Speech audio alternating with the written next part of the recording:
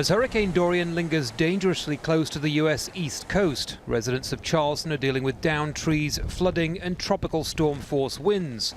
Thousands lost power here, tidal surges remain a danger, and more than 300,000 South Carolinians have moved to shelters. But most agree things could have been a lot worse. I'm just used to it. I'm ex-military, and this is nothing compared to combat, so, you know, it's all good. I'm okay.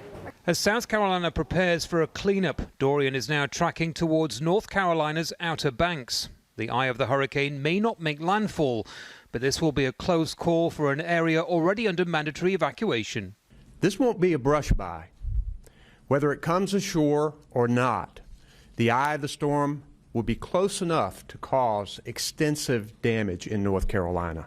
Tornadoes produced by the power of Dorian have been reported throughout the region, forming and touching down with little warning. For South Carolina, though, the storm is passing, albeit slowly.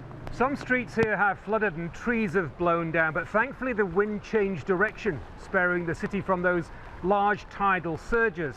Dangers remain from flash floods and strong gusts of wind, but forecasters are now watching for that long-predicted eastern turn of Hurricane Dorian, and that for North Carolina will be vital. Residents and emergency staff in North Carolina are now bracing for the power of Dorian as it creeps northwards.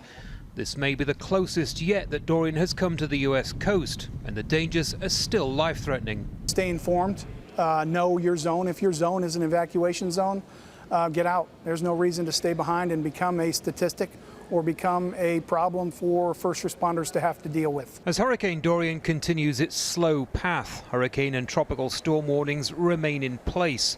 The system is so big there are watches in place as far north as Massachusetts. But for now it's North Carolina that remains in Dorian's path. Andy Gallacher, Jazeera, Charleston, South Carolina.